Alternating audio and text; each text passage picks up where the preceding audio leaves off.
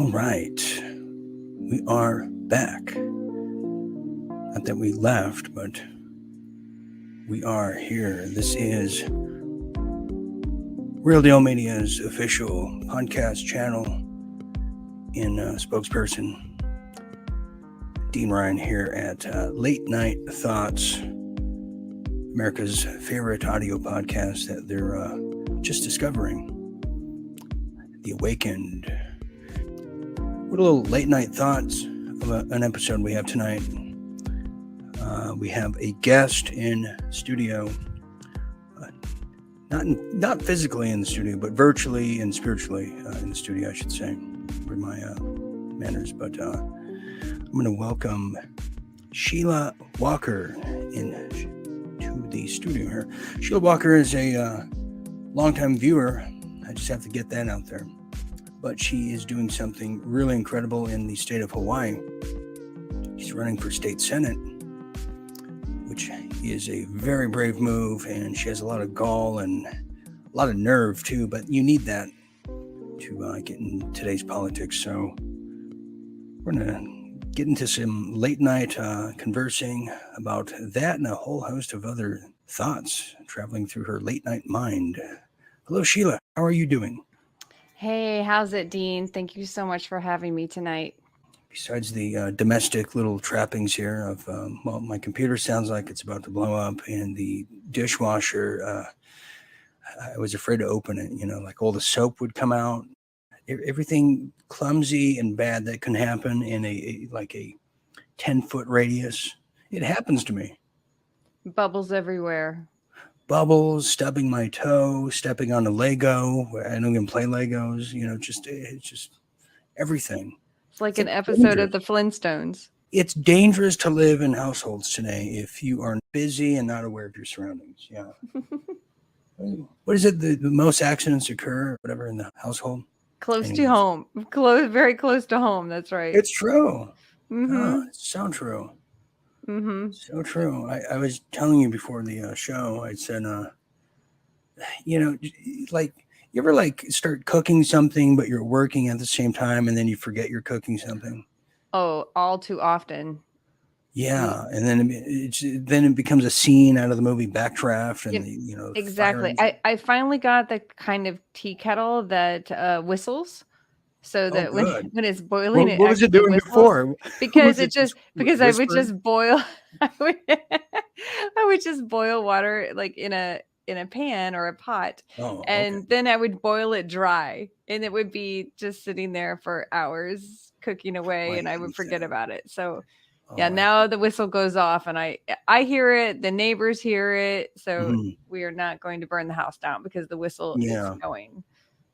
Yeah, the whistle is to kettles. They can be scary sometimes because I used to make tea at 3 a.m, and then be in the other room. All of a sudden, you hear this banshee across the hall, and you just oh my god, I forgot I was trying to make tea. Totally forgot, right? I do it all the time. Wow. Mm-hmm. And you get there, you open the tea kettle. There's just like a little dribble of water. You start all over again, and next thing you know, your neighbors are hating you, and then. Then you hate your neighbors back because they sound like they have a brothel downstairs, so you don't know what's going on. Busy people like Sheila and myself, life can be a little challenging. And I was telling her before the show that my mind was occupied with saving the world, per usual. But what I didn't realize is in my load of laundry, my washing machine, my milk jug fell in, unbeknownst to me. Which explained the thump that I would hear every turn cycle. I said, "Oh my God, what kind of belt buckle do I have in there? What kind of boot?" And little did I know, milk was all over my clothes and my milk. I don't even want to know how that happened. That just it doesn't sound possible. It doesn't, right? It doesn't sound possible, but I swear to you, I did not put a milk jug there. No, that sounds like the dog ate my homework kind of thing. I know, but sometimes these things happen, and but they happen to me the most. I don't know if they're happening all around the world. But anyways, it's a sign of the times, don't you think? Maybe you have some sort of demonic spirit attached to you that's like Well, a little gremlin that's playing tricks on you. Well, that's one way to look at it. I know you've been on the speaking circuit, or interview circuit rather, for how many months now? Like for a while. 2? Yeah. Well, I mean, honestly, it kind of started in for the 2020 election cycle. That's kind of when I first jumped into this arena. Yeah. And was speaking out about that specific election, and then it just snowballed because, as we know, everything just unraveled after that. Right, and then people kind of got fatigued with like anything news for a while, and then they came back. Some people never did come back. You know. So then I'm like, well, okay, well, I'll base a business off a very shaky industry. Seems like a good plan. I mean, yeah, but you are so gutsy and so bold, and I'm so grateful that you're sticking with it, because someone has to do it. Someone has to stand up, and we can't look at the other person to do it for us. It's got to be you and me. We have to do it. Us. Like everybody. We have to point the finger back at ourselves. Like we're the ones that have to stand up and speak out and fight for our rights, our liberties, our republic. If we don't do it, no one else is going to do it for us. Yeah, there came a point in time that my grandpa couldn't tie my shoes anymore because I was like getting older. Because he always used to tie my shoes when we go out. I couldn't tie. I'm not sure I even tie my shoes properly now, but I still, I managed to get by and not trip. But so there came a point in time he stopped tying my shoes, and I said, "Oh my God, what am I going to do?" So I couldn't tie a ribbon or a bow or whatever they do. So I started tucking my laces into the shoes. You started that trend. I might have. It was you. It just saved time. But what I realized later, that the shortcut of tying my shoes helped in the interim, but I would wind up tripping at some point. So I had to learn how to either tie a shoe or get Velcro shoes, one or the other. Which those aren't really a big hit in school. The girls didn't really. Yeah, right, Sheila. You've never been attracted to a man with Velcro shoes. Only nerds wear the Velcro shoes. You've never been at a club and say, "Oh my God, look at that man with the Velcro." So hot. Velcro is so hot. No, that man with Velcro shoes and gray socks. What's his name? And you're like, I don't know, but his friend is wearing penny loafers, so let's stay away from him. Yeah. So the point of the analogy of to my detriment was that, yes, we all had to learn how to tie our shoes someday. On our own, by ourselves. If not, you're going to go barefoot and step on God knows what. But I think the Americans in particular, and the world following, realizing that the American dream, which we were told is real, but as George Carlin said, you had to be asleep to believe it. Or we're just in Groundhog Day every day, every generation. I don't know. Oh, it feels like too. It feels like that. It feels like we're just repeating everything over and over and over, generation after generation.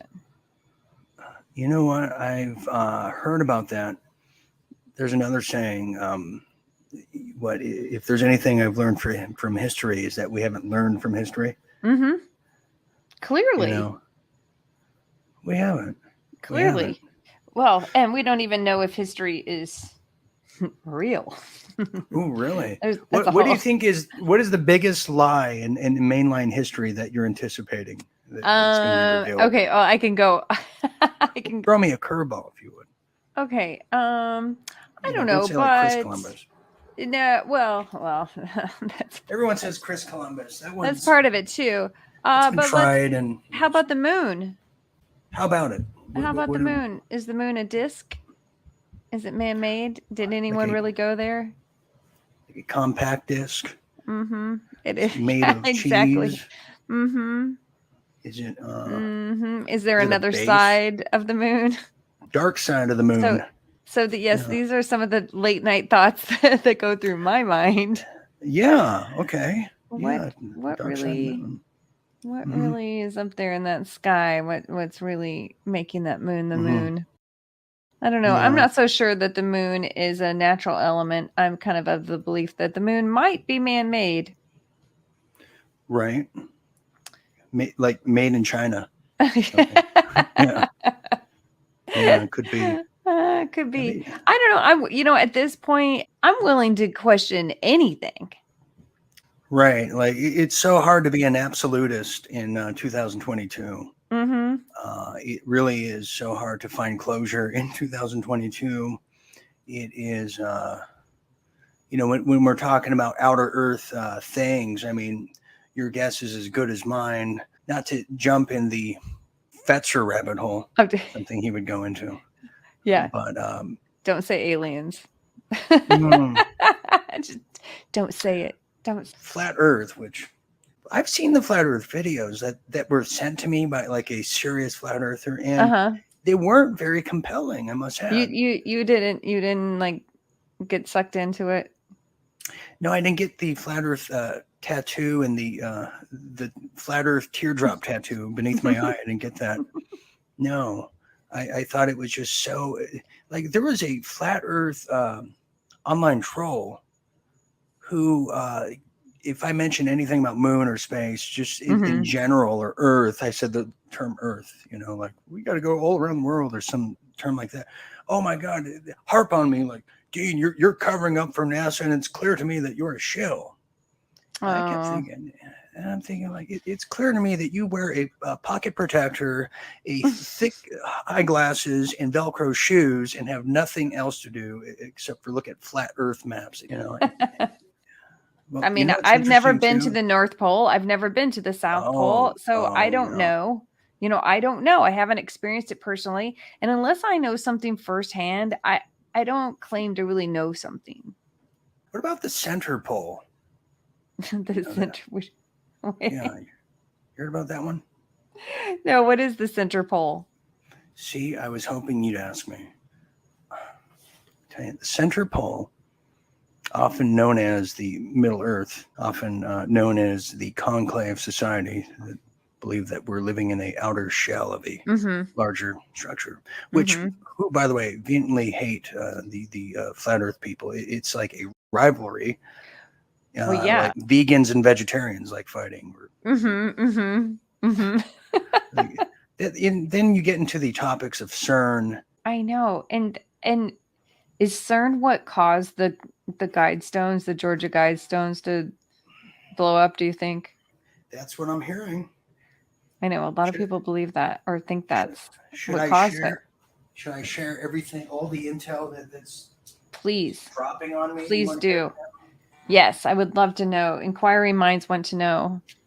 Also just got bit by a mosquito right now. Damn it. Yikes. And those are genetically engineered mosquitoes. Oh, I know. This one has teeth and a head of hair. Ugh, no. Put alcohol on it right away. Really, seriously. I am right now. I am. It's huge. Are you serious? I got a huge bite on my my collarbone.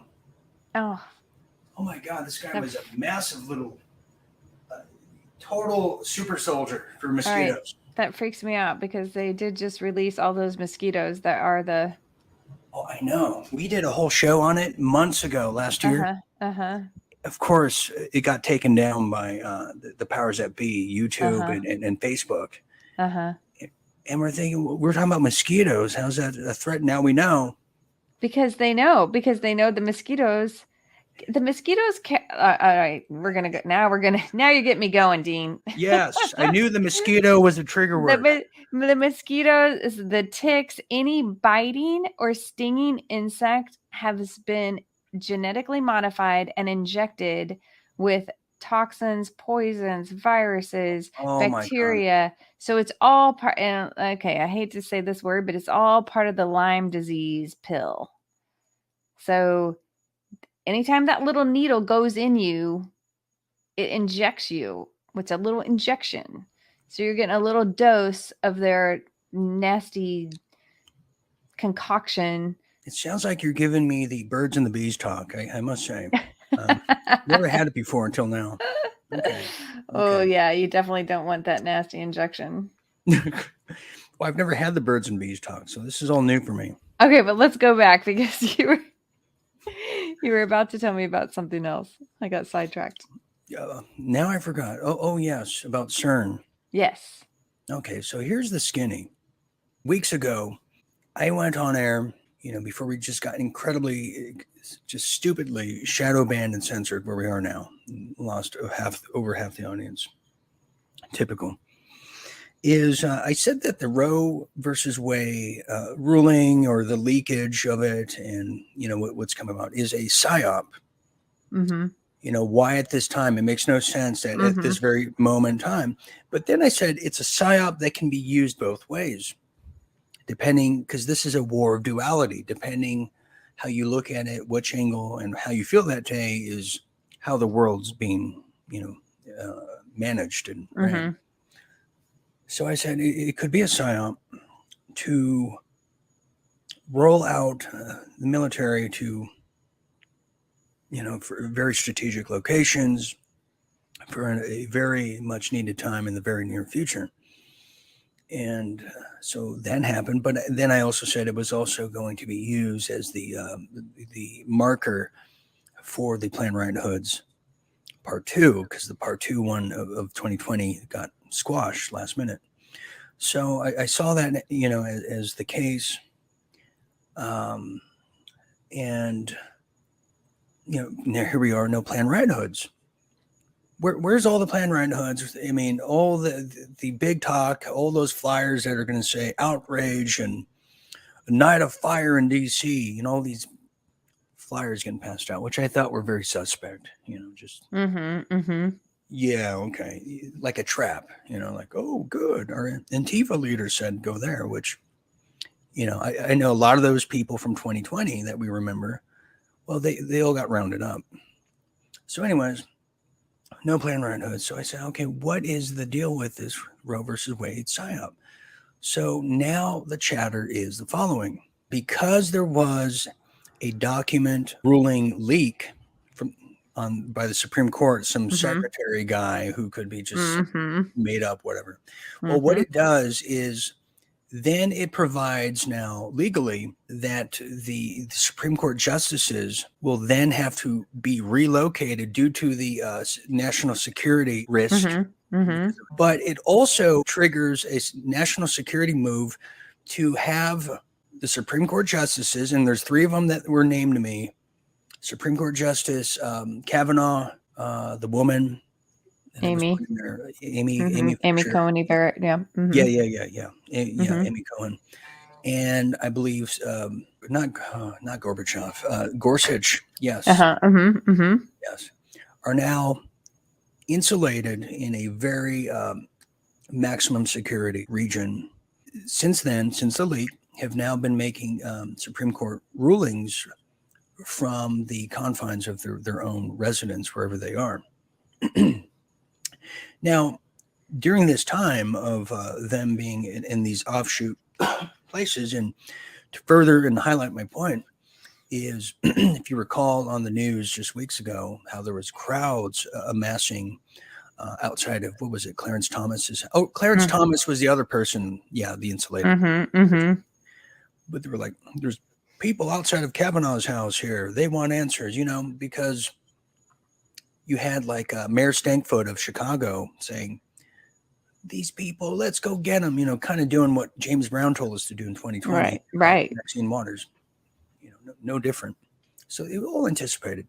So they've been making Supreme Court rulings from their own, residence.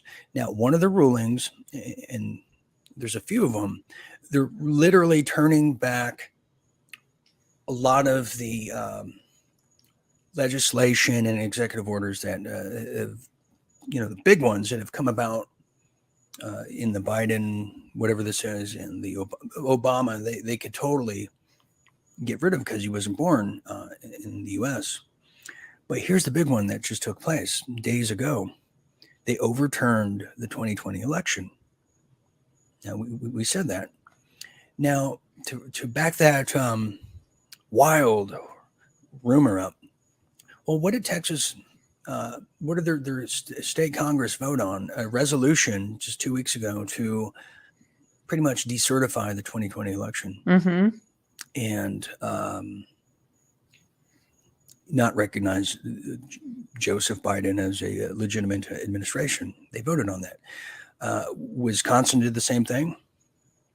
And from what I hear, Arkansas did the same thing. Well, it just takes 3 states to begin decertification process. They're on top of a boatload of clear, obvious evidence of malfeasance, fraud, treason with the 2020 election. So obvious that, like a child could say, yes, that's not what it seems. So obvious. Right.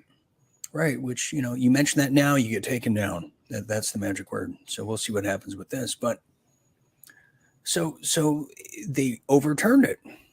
Now, saying that, the other whispers going around is now Trump is now insulated in a high security, maximum, just far off area. Some say Alaska, and because there's people trying to assassinate him right now. Now, who just got assassinated in the past 24 hours? I know, insane. What does that tell you? I know, it's possible. That's what it tells you, that it's happening. It's happening. So it is as this happened, what happened right after they overturned the election? What did we see? Well, we saw the Guidestones fall down. We saw the supposed takeover of CERN by people that they found out that, oh, wow, CERN was the nucleus of using DEWs on America and Australia. Who remembers those fires? And you saw the resignation of Boris Johnson. Right. Who was going to resign had Trump stayed publicly in office 2021. We went over that. We went over that so many times. Then you see the Guidestones, obviously. Then you see there's now fires in France. You're looking at replacing Macron with Le Pen. She is a Frexit candidate and cavalier of a leader. And then today, in the past 12 hours, if not more, 15 maybe, we have one of our castmates from Real Deal Media who named Aaron Cates, who lives in Canada. Well, I heard, before we even heard from Aaron, that Canada's blacked out, Australia's blacked out, parts of Europe is blacked out, UK is nearing a blackout. And I said, okay, well, how many times have we heard blackout? Well, Aaron today said that he has no Wi-Fi. There's power outages all over Canada. He had to go to a bank to use the Wi-Fi to contact us. So think about that for a minute. So what I'm saying is something is happening. And something is happening. And then they say Biden was arrested. And I can see that because we've now seen a acceleration of the Biden treason stories in the ties to China in the news cycle. So I'm putting all these things together. Hence why you have the January 6 hearings who are trying to accelerate their agenda when Congress and Senate should be at recess right now. They're trying to go. And why are they trying to speed up the January 6 hearings? To indict Trump before he announces his candidacy for 2024. Of course. Which is why, at the very least, he's going to announce that to then make that look like a political witch hunt again. You see? So I put it all together, Sheila, and I think you're absolutely right. I mean, this is, all the puzzle pieces fit together. I think you're brilliant for connecting the dots here. I have to connect the dots, yes. And so now here's where the esoteric gematria comes in. I don't really venture into this realm, but I'm not afraid to whatsoever. So here it is. There's supposed to be now a blackout coming to the U.S. You take it for what it's worth. I don't really give dates, but this was a little too hard to ignore. So we did this game on one of our after party shows. It's called Queen Bingo. And we were saying for the month of July, when do we see the announcement of the Queen's death? Because the Queen's death is supposed to be a marker of not only the fall of the monarchy, overchanging of the Commonwealth. Canada now comes into U.S., and then I think we take Australia over. This is some of the chatter. So I said July 13th is when they'll announce it. Something told me just pick July 13th and whatever. So pick July 13th. Now, when I got my Dean Ryan TV back on YouTube, it came with a strike on it because it's me. Nobody likes to see me win at the upper echelons. So, and my strike is set to dissolve on July 13th. So I said the Queen bingo. I said July 13th. Hopefully I didn't say June, but so July 13th. Then I have an app on my phone called Signal. It's set to expire unless I update it on July 13th. July 13th. And then my birthday's on the 13th, but not July, but just January. I threw that in there too, just because. And then I hear this is the final one, I swear. I hear that during this blackout, which is needed, it's a martial law, they say, to really root out what's left of these wicked people, that all appliances will be down, just like our colleague Aaron's experiencing. And all electricity, they're going to turn on the Starlink's Tesla,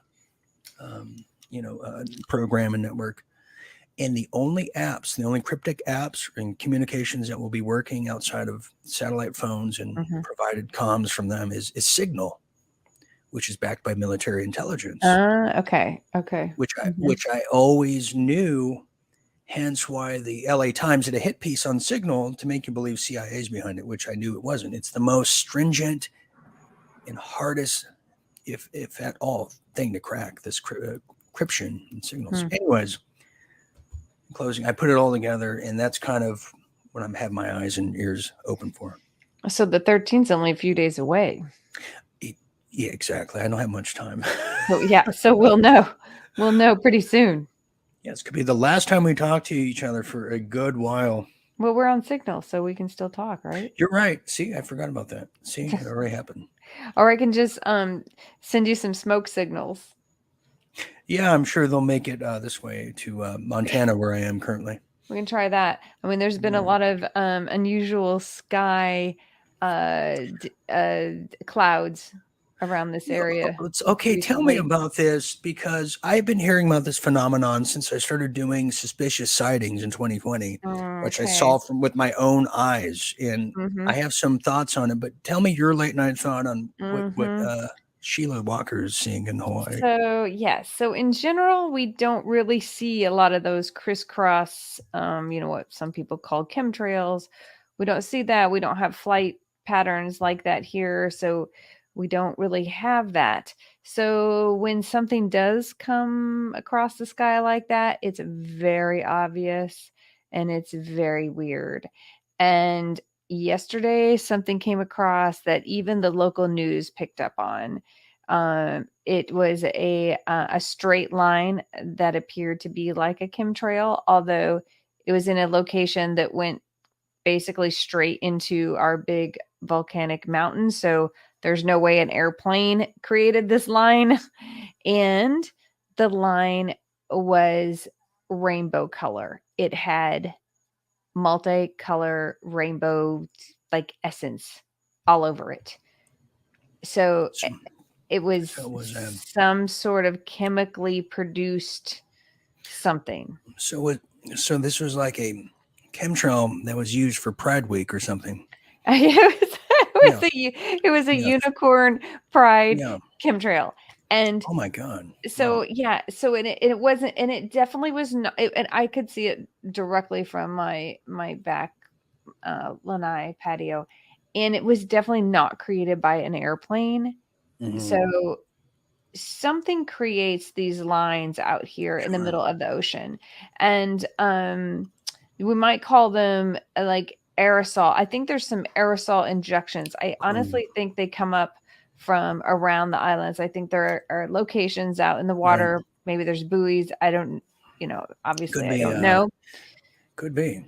But there's some sort of aerosol injection that they set off, whoever they are, set off, that go up through the sky and cut through, the atmosphere and create these situations where, I mean, it's my opinion that they're filled with all kinds of heavy metals, and that's kind of what creates the colorful effects.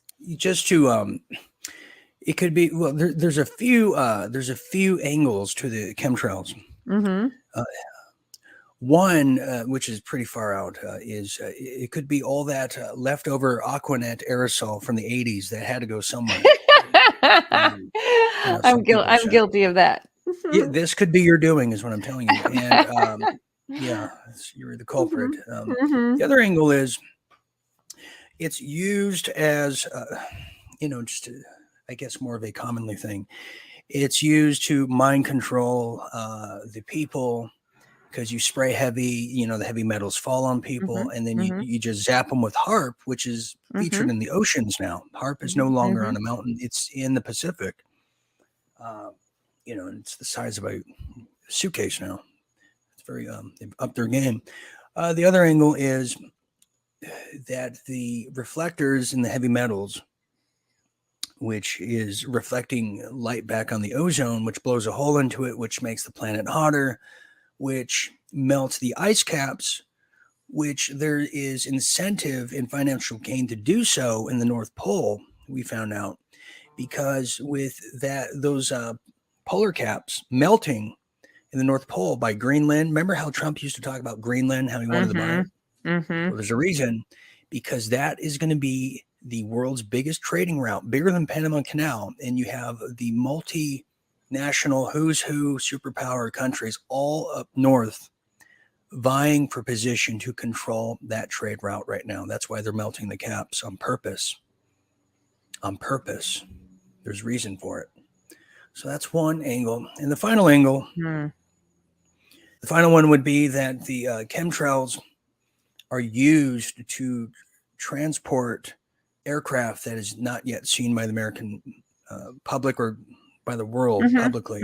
Because I've seen a huge 747 plane come out of nowhere like a cloud. And what it also does, it also scrambles radar systems from adversaries, militaries. They can't see through the chemtrail. Yeah, I believe that. It just creates this particle, a dust. Yeah, well, and you're right. It could make a plane invisible because it's a, some sort of chemical particle, aluminum, metal, like a mirror. It's like a screen, like a screen, like a scrim, like that you use in theater. So it definitely like a silhouette. Could easily cover up anything behind it. Yeah, absolutely. 1,000%. I totally agree with that. And it also move clouds. They move clouds through the HAARP. HAARP was created for peaceful purposes and intentions to provide rain to areas that have serious droughts. And obviously the military bought it off the inventor and probably killed him and said it was an accident. Right. And, so we're experiencing weather wars. Now, weather wars, absolutely. I think the difference is with this World War III that we're living in, this has been more than any other war, and I'm sure you can agree that this has been predominantly psychological warfare more than anything. Absolutely. It's absolutely. It's a war on the people. It's a war on the middle class. It's a war on the individual. Because it wants people to remain or join the collective. The war on the free thinkers. It is. It is, because remember, like Ayn Rand said, the greatest minority in the world is the individual. And you think about that for a minute, because everybody has had to make a choice. This is a war of free will, too. Everybody has had to make that hard choice. Do I want to see my grandkids or children or my friends, or do I want to remain, unmiracle jabbed? No, absolutely. And I think that's partially why they're coming after the Christians so strongly, because Christian believers, if you have a strong belief, in Christ as your savior, this stuff doesn't faze you because you believe that, Christ is going to save you. So you're not worried about this stuff. And that's why they have to take down the Christians. I also think they're using the tribulations as a tactic to get Christians to lay down and not fight. And I tell Christians too. There are a lot of Christians that listen, and not that I'm a philanthropist, Episcopalian pastor or anything, but say that 3 times. But everyone's welcomed, and I think that if this is tribulation, this is so manufactured compared to, stuff from the Old Testament. But, I say to them that God gave people the ability to fight back. He gave us the ability to research. He gave us ability to galvanize, prepare, and totally destroy the enemy or the money changers, as they saw them. And there's no reason why we can't and shouldn't be doing that. No, absolutely. That's why he gave us guns too. He did. Yes, he gave us gun manufacturing from heaven. Yeah. Automatic weapons. That's right. Always automatic. So, it's a war of free will. And it's a war that I think, as we've been in this pandemic war now, volume 2, I want to believe it's hopefully wrapping up. Hopefully we're at that 1945 mark of the Pearl Harbor and ending the war. Because if not, I fear for what the next war is going to entail. Well, it will definitely, I mean, if not before the 24 election, it'll definitely end in 24, because clearly the Democrats are not going to get back into office. Whether it's Trump or someone else, obviously the Biden regime will not stay in office. There is no possible way. That just won't happen. No, you have Newsom, the alleged governor of California, who's now, as I saw from miles and miles away, months ago, vying to be the executive chief now, the president. Yeah, you think he'll get the nomination for the Democratic Party? Yes, because he's a Pelosi, and that's a long history of a crime family right there, who marvels and base their entire existence based on power and corruption. Pelosi's father, we did a whole report on it with our producer Lisa Duthie. He was a rapist. A bootlegger was the least of his crimes at the time. It's nothing, but yeah, I think they're going to mark him up as the next viable candidate. What do you think the chances of Hillary running again are? Oh, well, if she's not dead by now. Yeah, well, I think it's a long shot. I mean, Kamala Harris is a long shot. She only had 9% approval rating in California when she was an attorney. There's no way. There's just no way. No, but Newsom, I mean, he's going to have to defend the fact that his entire populace of California they're leaving in droves.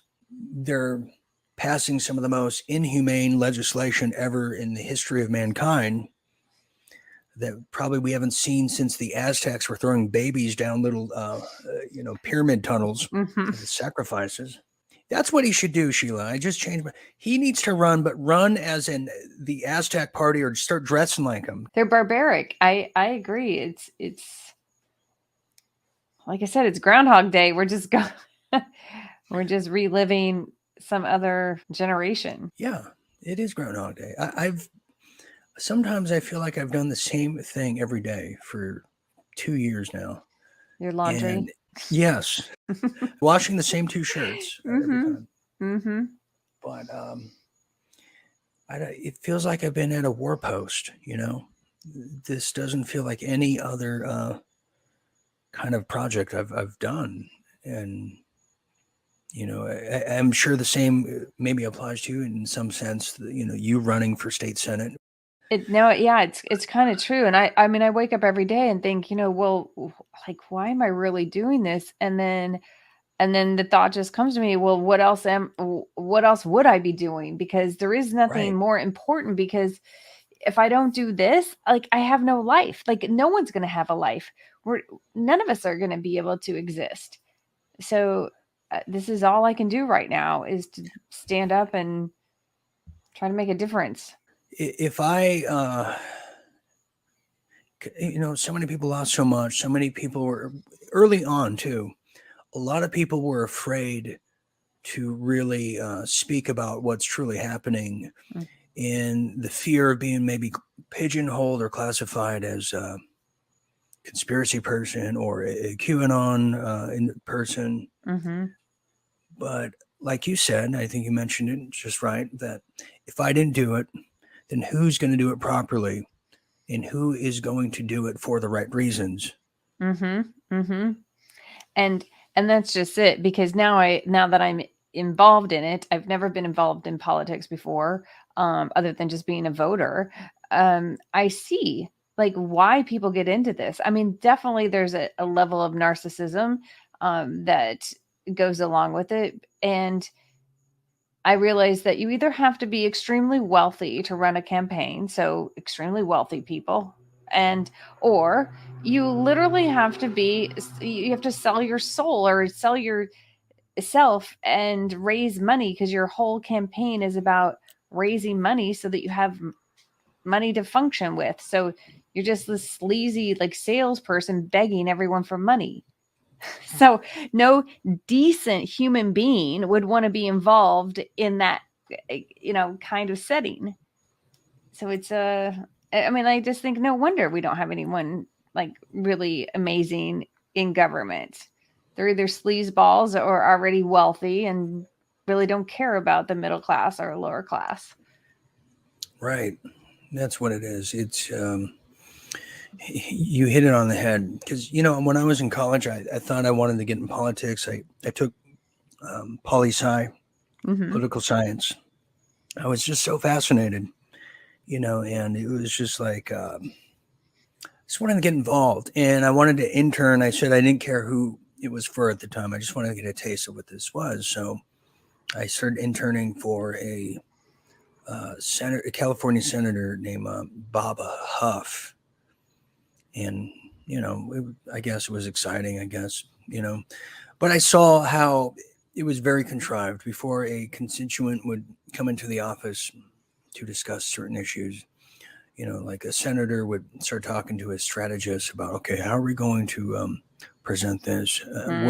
What's our objective? And very like dealings, like how are we, it wasn't on the fly or anything, or how can I help you? It was, how will this benefit, what we're doing here?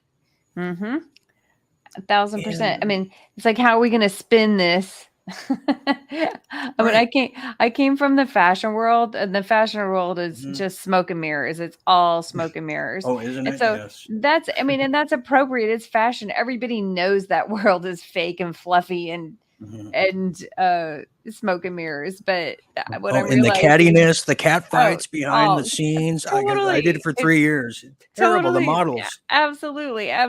So you expect that. I mean, that's the nature of that business. Right. And then I come into politics, and this is actually worse than the fashion industry in New York City. I'm amazed that, how slimy it is, and how really, a lot of times I just want to throw up in my mouth while I'm, out there dealing with this stuff. It is. It's stone cold narcissism to the core. I mean, just look at Ted Cruz. That should tell you just how fake it is. That demeanor, and like every word they say just matters, and just it's so good. And name a library after me. But that's interesting. That's interesting. You said fashion world. Like myself, I did 3 years in that world as a fashion show producer, which means I was dealing with makeup artists, hair people, designers who they want to do it this way and that way, and then the models, which that was always interesting, and just a chaos in the somewhat of order that can come with it to get a model sober enough to walk on a straight line on the catwalk, right? Oh yes, I know that all too well. So that's what I did. What did you? This is interesting to hear. I'd love to peel into your little fashion past. Yes, you may not know this about me. I was a fashion designer in New York City. I moved there in the 90s, and first I taught at Parsons School of Design, so I was a professor and taught fashion, and then I opened my own studio to produce my own line. So I created a line of, I actually designed swimwear in New York, and it was a very real estate oriented thing. I needed a very small product because my studio was so small. So bikinis were the smallest thing I could make. So that's how I ended up doing swimwear instead of something larger. I just didn't have the room. But as I expanded, I built a full workroom. I had a loft downtown Manhattan, and did my own manufacturing, and I manufactured for other designers as well. So it ended up being a hugely successful business. I didn't know I was a business person. I always thought I was just an artist and designer, Right. but it ended up being a really great business. And I, did really well and enjoyed it for a long time. But, the city is definitely for the young and the beautiful. So at one point I just decided it was time to cash out and move on. Wow. And you want to talk about a tough business. I don't think people understand. You can't just like make something and then think, Nordstrom's or Macy's or whoever's, they're just going to be knocking on my door. Can we carry it? No, it is.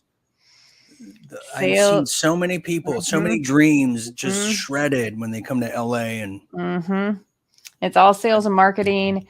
I mean, obviously you have to have a decent product, but sales, marketing, and that's what I said, the smoke and mirrors, like the fluffier you can make yourself and the bigger you can puff up. It's a big industry, and huge. Yeah. And I loved it. I mean, I actually loved it. I was, definitely young and had a lot of inspiration and aspirations back then, and that's what I did. I didn't have a family, I didn't have a husband, I built a business instead. So I spent my 30s and 40s just really killing it in New York. That's the time to that's the time to do it. Did you go to the Fashion Institute of Design and Merchandise? My undergraduate degree is from Washington University in Missouri, where I grew up. And then I have a master's degree from Cranbrook Academy of Art, which is outside of Detroit. So I went to graduate school, and then from there, I went to New York City. Interesting. Yes. I got a master's degree in which gave me the title of professional everything. Yeah.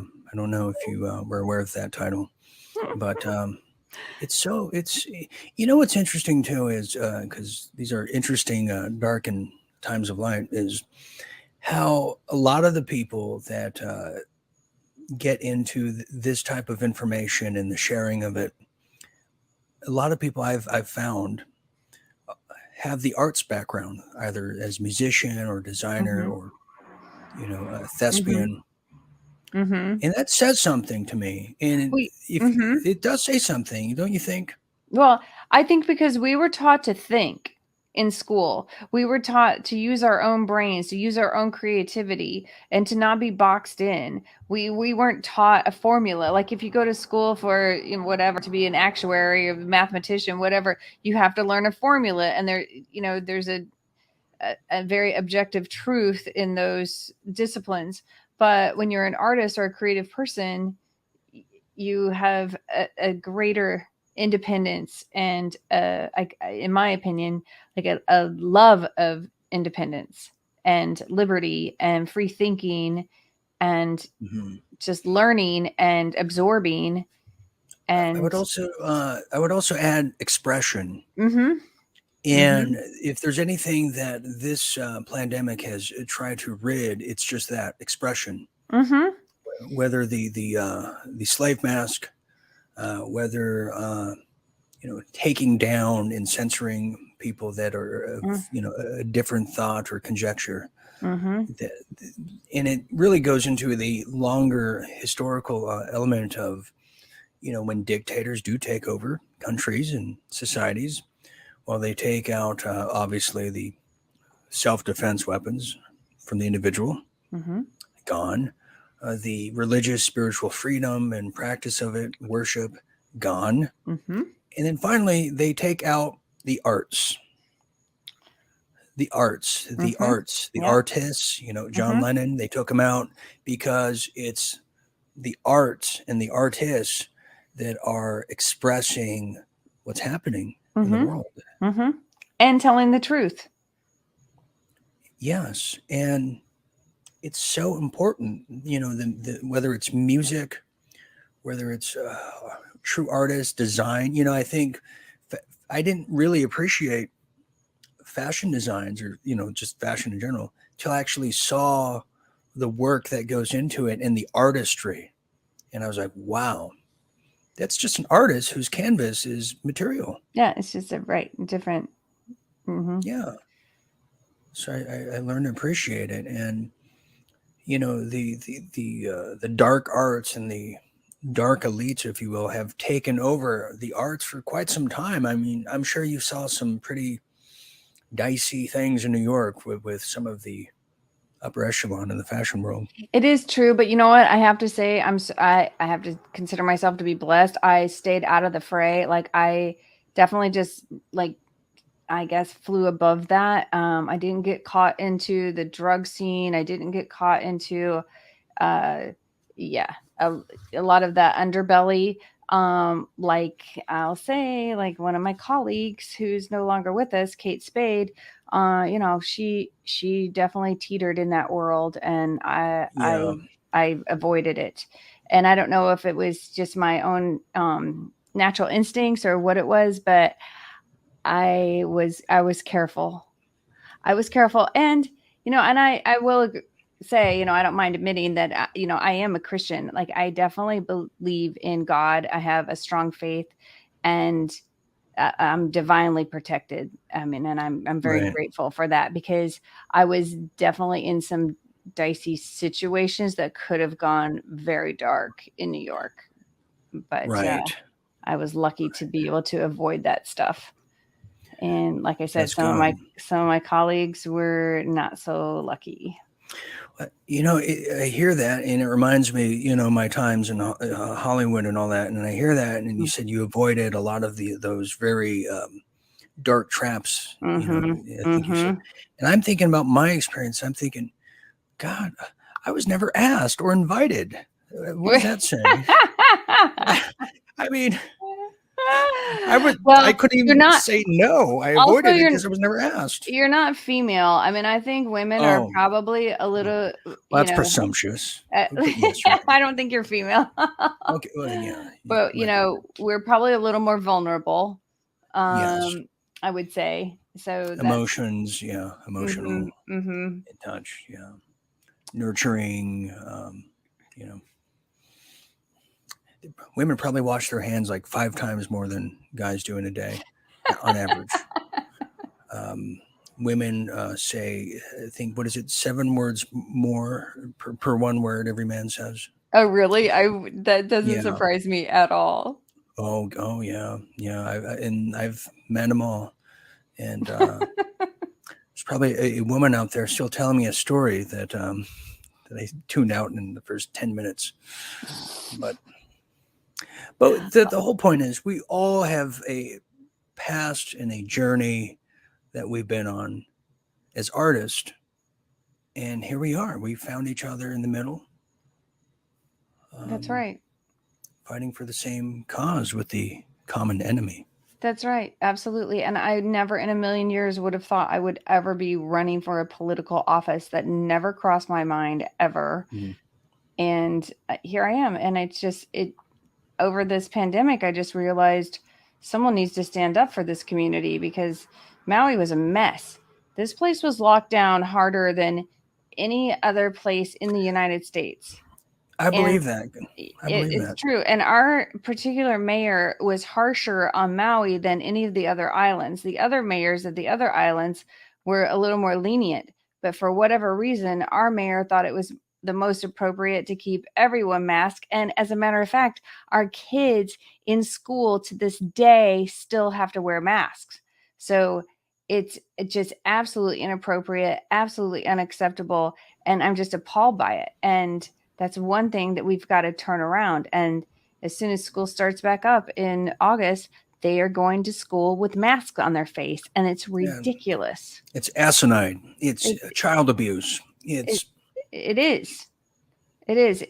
And it's just, I could say a lot of worse things about it, but should. Oh yeah, we're going to get rid of this mayor. We have a lot of excellent candidates running for mayor. Now, so when you say rid, you mean vote out? Yes. Yeah. Okay, excuse me. Yes. Sorry. Yeah. Yeah. We don't want to hog tie and play pinata. No. But but we did try to recall him. We did do a really, I will say a valiant effort to recall him, but valiant. Valium. Yes. Valium. Yeah, we all need Valium in these times. Yes, but but that didn't come to fruition, mostly because our county charter is so out of date. It didn't even outline how to do a recall in our time, like our current time. The last time the charter was updated was 1982, and so there were only about 20,000 people living here, so it was just the whole recall was kind of a debacle because of the way the county charter was laid out. But it did put him on notice, and I doubt he'll make it into office again, in my opinion. But who knows? A lot of things could happen. When I think of Hawaii, everyone thinks of just the beautiful islands, the 4-day, 5-night hotel resort getaway that you win at some kind of game show, and just the wonderful ambiance of it all and the traditions.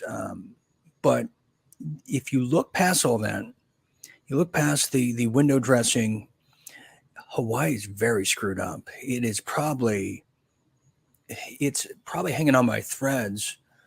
And there's probably a bunch of different cultures and ethnicities that are probably going to be extinct if the powers that be get their way and totally clear that island out to make entrance for a much greater, superior military power. Mm-hmm. It's true. It feels as if they want to make this a playground for the elite. And it feels as if they're pushing out the middle class. They will keep, a servant class here, basically to service the elite. And that seems like what they really want. And they're doing a good job of accomplishing that. I got to move this. My sciatica is killing me. I got to stand up. Is your dishwasher Oh, God, no. Needing to be, your washing machine needs to be I adjusted. Opened the door. Uh-oh. No, I opened. Okay. Oh God. Oh, no, you're right. Yeah, I almost tripped. It's very dangerous here. In case to explain to the audience is, I opened the dishwasher. What is it? The entrance door. I don't know what it's called. With great caution, thinking everything was going to fall out, but it didn't. I don't think. If so, I got to swim back to my room. There's water everywhere. All the bubbles. Okay. Yeah, tiny bubbles. All the tiny bubbles. In Hawaii. Okay, what was I saying? Or what were you? Yeah, Hawaii. Yeah, there is a lot of problems, and I'm not sure it gets solved right away. It's going to take a generation. No, it's going to take a long time. It's complicated, and it's complicated. It is so complicated. It's way more complicated than any other state because the culture. Yes, the cultural Hawaiians here, they're not cultural, they're the native Hawaiians. I mean, they actually want to secede from the US and, take back their Hawaii kingdom. And I don't blame them for that. Like, that's a very valid thing for the original people who are from here. They want to do that. Although, unfortunately, I don't think it's, a possible venture for them, because they'll still need to have some sort of military protect them, because if the US isn't occupying this place and holding it down, then China will just take over, or Japan will just take over. So they're going to be under the the thumb of someone. And I'm suggesting it'd be better to be under the US rule than under Chinese rule. It's just my opinion. Let me throw a curveball. If Texas secedes from the Union, which they're already in negotiations of doing such a act, you have Governor Greg Abbott, who's already negotiating with Mexican cartels to just do this thing and become one nation with Mexico. Now, there is a opposition group to that, who are the original Texan Republic crowd, that's saying, well, first of all, Texas never really truly signed on to the corporate United States union and contract model. They're still a independent country. Secondly, in the event this does take place, which could very well be happening, they want to intercept that deal and take the Texas Republic back and get it away from people like Greg Abbott, who's not very liked amongst the conservative crowd of Texas. And there's a lot of shady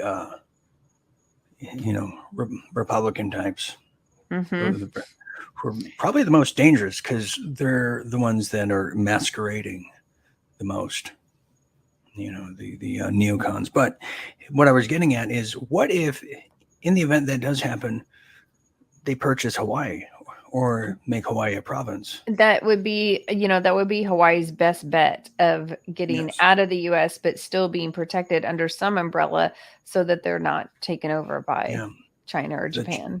Because they're ripe for complete takeover. They're not like Germany. They don't have a NATO of just allied forces. No. And just no protection, just totally vulnerable out here in the middle of the ocean. Yeah. And already owned mostly by China and Japan, because most of the land here is already owned. Land rights. Well, that's what China does. They do this in Australia and New Zealand. Well, what they did with New Zealand is they had the lone gunman shooting. Then they made it illegal to view it and talk about it. Then they got everyone to miracle jab themselves, clear out the land, because you had the Hollywood elites moving to New Zealand, James Cameron, Matt Lauer, and all these types. Well, they're doing the same thing right now to Hawaii. You have the Hollywood elites that are now wanting to move and get out of Hollywood Hills or LA, obviously, and move to Hawaii. And this is what they do. Yes, and many of them already live here or have second homes here. 2020, because I want to get to the point you had the realization, I have to do something. So 2020 happens, a major lockdown happens, March 17th, around that time of 2020, the whole world locks down. Where is Sheila Walker at that time? And what's running? What was your life, entailing at that point? So we were all locked down. Everyone had to stay at home. And I don't know if it was like this in other places, but no one could go to work anywhere. You couldn't leave your property. Everyone just had to stay on their property. So I spent a lot of time on the internet and, doing more research. I just had the luxury of time. And were you like, oh my God, where did this come from? Or were you already kind of awakened? No, for me. Okay. So let me, I can, in that part. Okay. So I watched 9/11 with my own eyes. So I was in New York City, 5 blocks away. I saw the towers go down. I know those towers were not hit by planes. Okay. So let's just start with that. So, I already knew that the world's not what we think it is. And on top of that, I wasn't afraid of a virus because I've already recovered myself from Lyme disease. So I was critically ill for 2.5 years with Lyme disease, and the doctors said there's nothing you can do. And actually several people that I knew that were being treated at the same time died from it. And I thought, okay, that's ridiculous. I'll figure out how to cure myself, which I did. And I'm fully recovered from Lyme disease. And what was that Lyme disease doing? Like twitching, memory loss, from my recollection. If we could do a whole other podcast on the symptoms. I was bedridden and in a wheelchair. Oh my God. I had no idea. Yeah. And for 6 months, I had a full-time nurse that had to take care of me. Literally, I had to hire a full-time nurse. And you contracted this in Hawaii or New York? No, I mean, it's hard to say where you pick it up. It's really hard. And you weren't deer hunting. I don't imagine you deer hunting in Missouri. But, I mean, my mom told me she had a tick bite when she was pregnant with me, and she had a big tick bite on her belly, and she had the bullseye rash. So we think it came from her. They think I was born with it. It's so bizarre. Oh, thanks, Mom. It's like it's kind of ridiculous. But and then the more times you get bitten by ticks or mosquitoes over your lifetime, it just compounds the bacteria, viruses, parasites, whatever it is, because I think it's a whole combination of all those. Yeah. So I'd already recovered from that, and I knew I still do a lot of the treatments because I'm just going to maintain myself. So I knew everything that I did to cure myself from Lyme disease would easily knock out COVID with, no problem. I wasn't worried about COVID at all. Right. And then actually this past January, I did get it, and I just got on it ASAP with my treatments, and within 24 hours, I was fine. That's great. Yeah, that's weird. But I never got it too. I know how to knock it out, and you have to get it early. You have to get on it because you can't let it grab hold of you. And it seems like there was like different strains of it too. I remember early on the people who died or whatever, because they were taking ibuprofen, which they said is the opposite of what you want to take. Then you find out, oh, it's made in China, the ibuprofen, and then the resuscitator machines are busting people's lungs up in the hospitals, and those are from China too. So it was a very, very frightening time, even for me, who was already awakened, and I've been doing all sorts of stuff for a decade in this industry. But it was something like, oh, well, we read about it, but gee, you don't think it's actually going to come to reality in your lifetime. So it does. So you were kind of, in a way, already ahead of the curve compared to maybe someone absolutely. I couldn't imagine just waking up to this for the first time, like, oh my God. No, exactly. So it didn't even really affect me at all. I mean, I was just like, okay, whatever. It's like, I just knew it wasn't a big deal. I knew there is nothing worse than Lyme disease. Right. Exactly. And we thought it was just going to be a few weeks too, maybe 2, maybe 4 at the most. And so everyone was like cool in the beginning, like, oh, great, overreaction. Yeah. Well, that did freak me out a little, though. I thought, no way. If they shut down our life for 2 weeks, that's a bad sign. We never, ever should have succumbed to that. We never should have allowed them to lock us down for even 2 weeks. That's too much. If they can do it for a day, for a week, 2 weeks, they can do it forever.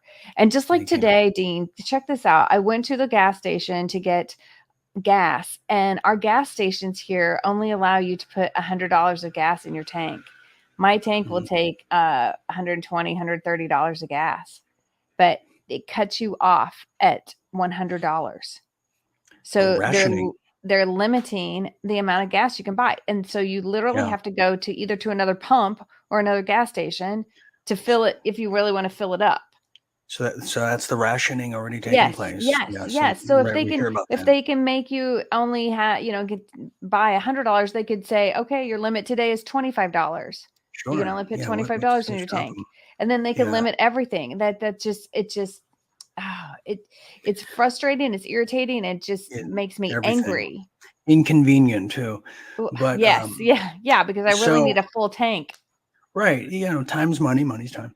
So now everything's locked down, and like many people around the world at that point in 2020, everybody's on the internet. Everybody in the who's who is now looking up YouTube links that they would never even dream of looking up and sending them too.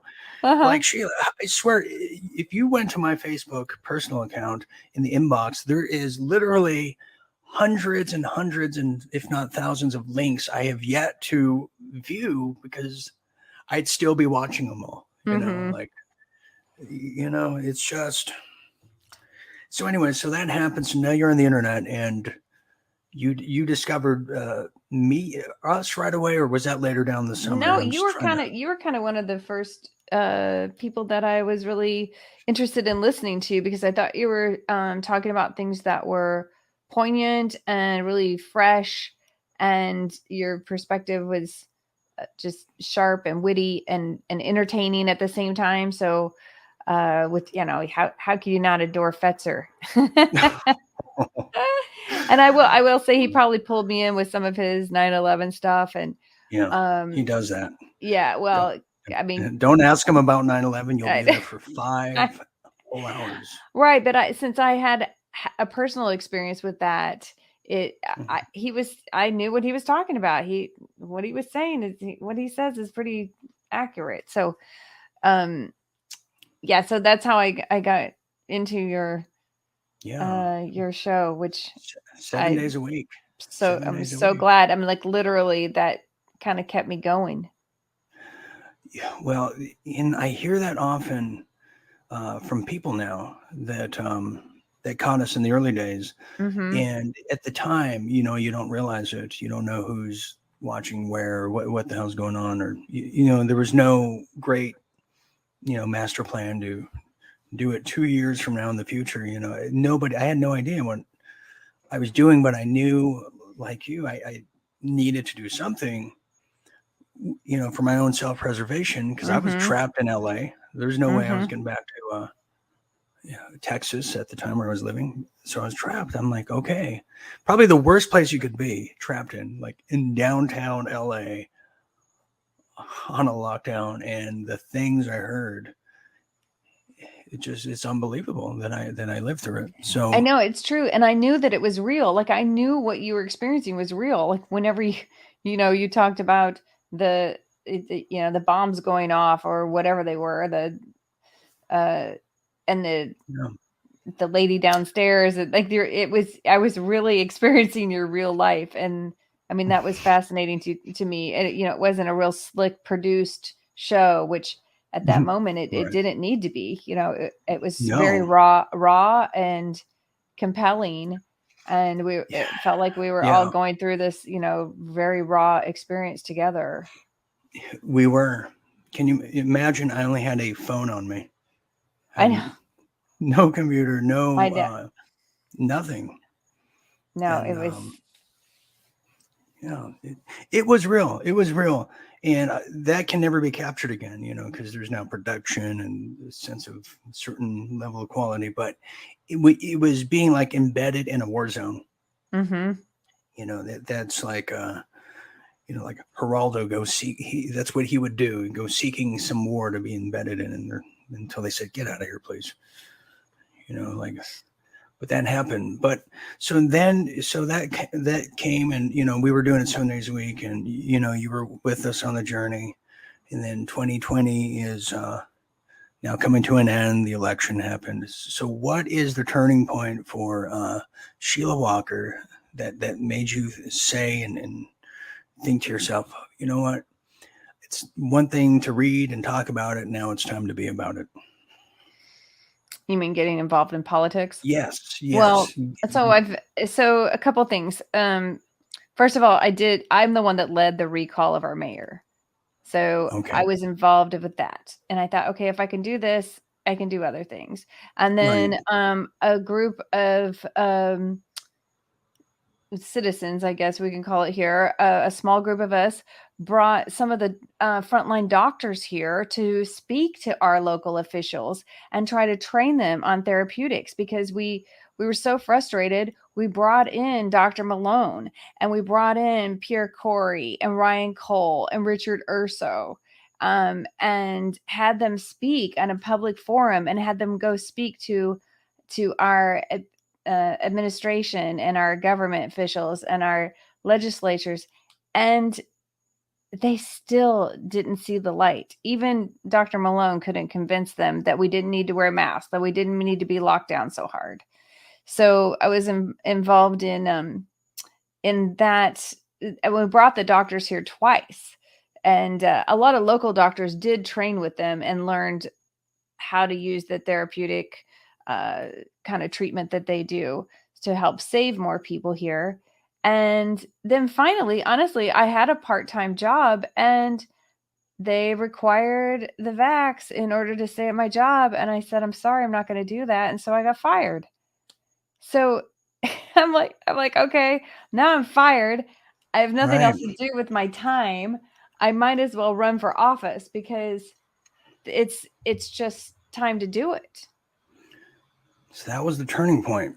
Yeah, last November. That decision. I was terminated from my job, and I said, well, I mean, and there was no way. I still to this day can't get another job here, because almost every employer on this island requires that you be vaccinated in order to work, because most of the businesses here are within the tourism industry, and you're just absolutely required to be vaccinated. And I just think that is, I think it's absolutely wrong. I think it's criminal. We should not have to do some sort of, take some sort of experimental drug in order to keep our job. Right. Almost a mantra that's been echoed for almost, well over 2 years. I remember in 2020 saying the exact same thing that you just said now, and how this was coming, and then how everybody is going to know somebody who took the experimental, liquid of the deep state, and has either perished or has been severely just injured, because there's so many different injuries to name and describe, but just injured in general. And here we are. We have a lost generation, millennials, probably the most miracle jab, right up there at the senior citizens. And a certain class of the political spectrum has wholeheartedly participated, volunteered, and pretty much legislated this procedure, which can go into a greater strategy of why this was being promoted by certain people on the world stage that we're thinking, why are they promoting it? But, we get into a talk of, well, was this some sort of military tactic or strategy to eliminate a generation of, soon to be full-fledged globalist communists that were more than likely going to call for the beheading of their dissidents in these certain camps? Well, we can make that argument. We've seen the camps being made in Sacramento, California. We see the camps throughout Canada. We know the FEMA camps and the family fusion centers are now fully open. We know that, there are now people working next to nurse practitioners in hospitals that are listing and putting asterisk next to all the medical staff and personnel that have taken it, putting checks next to their name as soon to be replaced, meaning they anticipate the body bags after body bags that we told everyone in 2020 were stockpiled right there in Long Beach, California. Why? We didn't know at the time. Well, now we know. This is what's happening. So this is the war of free will and the awakening and survival of the brave and the bold. This is where we are. So to cap it off, Sheila Walker, who's our guest tonight here at Late Night Thoughts, which I should mention is brought to you by our wonderful Real Deal Media store. I don't know if Sheila had a glance at that. We do have swimwear in there, so she might be able to critique it with her New York style and fashion prowess. She might do that for us. Have you seen the store, Sheila? I haven't seen the swimwear. No, I'll have to check that out. Yes. I need a new bikini. Yes, we have the bikinis, the one pieces, the whole thing. If you want to do something like that, just go to realdealmedia.tv/store and make sure to use your promo code SUMMER22 to check out for additional savings, and your purchase fuels the operation one episode at a time, I think. So I will remind people that this is a official podcast for Real Deal Media. It can be found with our Real Deal Media members. All the members get all the access to all the on-air audio podcasts first, because they are part of the Real Deal experience and the architects of it, by going to realdealmedia.tv/membership, where you can hear all these exclusives. Wanted to mention that. But Sheila, before I take up any more of your time, I know you're busy and probably need some late night, not just thoughts, but shut-eye, to cap it all off, because we've talked about a lot of things here tonight in late night thoughts. What do you want to say to the Real Deal Media, the Real Deal audience and viewers out there, and probably some of them that remember you from 2 years ago? What kind of a message would you love to convey before we put a cap on the night here? So I think I'll just kind of reiterate my campaign slogan, because I think this goes out to the whole world. Now is the time to be bold. We must stand up. It is the time to do the right thing. We have to speak out for our liberty, and we must have faith. Have faith. Whatever faith you believe in, keep your faith.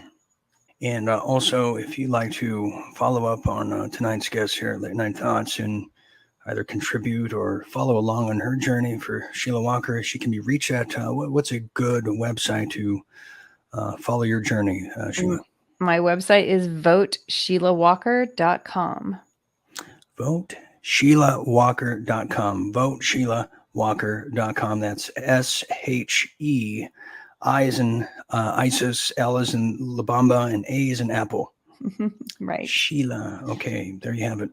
Sheila, I'm so glad you came on tonight, and I hope your late night thoughts were as thoughtful as mine and as deep and late. And I think we covered everything on the spectrum here, but I will say it is, on a personal level, it's really it's food for my soul to hear that someone that was inspired or affected by something I did, it got you to this place you are in your life, and to make some real difference and save some lives. It means a lot to hear that. And it is inspiring to hear too. So thank you for finding me 2 years ago, and thank you for what you do. Thank you so much, Dean. It's a pleasure to be here. I'm so grateful to be on your show, and you have, and you continue to inspire me. And I'm very, very grateful to you. Well, okay, we're going to leave it there. And until next time, I want to thank Sheila Walker for coming on. I want to thank the viewers for listening. I'm Dean Ryan. This is Late Night Thoughts, and we are always telling you, because it's a late night, to always stay tuned and stay awake. Good night, everybody.